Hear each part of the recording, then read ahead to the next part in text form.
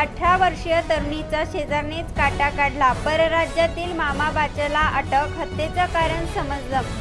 पुण्यातील पिंपरी चिंचवडच्या रस्त्यावर मध्यरात्री तरुणीची हत्या केल्याची धक्कादायक घटना समोर आली आहे। वालेकरवाडी येथे 18 वर्षाच्या तरुणीची धारदार शस्त्राने सपासप वार करत हत्या केल्याची घटना उघडकीस आली आहे। या प्रसंगाचा सीसीटीव्ही फुटेज देखील पोलिसांच्या हाती लागलाय। या प्रकरणी पोलिसांनी मामा भाच्याला दोघांना ताब्यात घेतला आहे। कोमल भरत जाधव वय वर्ष 18 असं हत्या झालेल्या तरुणीचं नाव आहे। उदयभान यादव वय वर्ष 45 आणि त्यांचा सख्खा भाचा या दोघांना पोलिसांनी अटक केली आहे।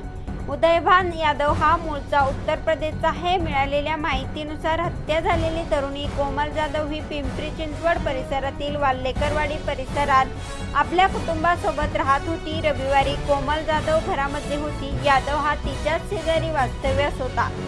त्या दोघांमध्ये आर्थिक व्यवहारातून वाद झाले होते। त्यामुळे उदयभान याने कोमलीला संपवण्याचा निर्णय घेतला। त्यानुसार त्याने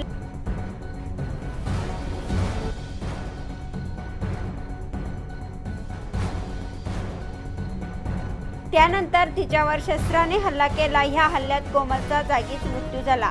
घटनेची माहिती मिळताच पोलिसांनी घटनास्थळी धाव घेतली। पोलीस तपास समोर आलेल्या माहितीनुसार मयत कोमल जाधव आणि आरोपी हे शेजारी राहत होते।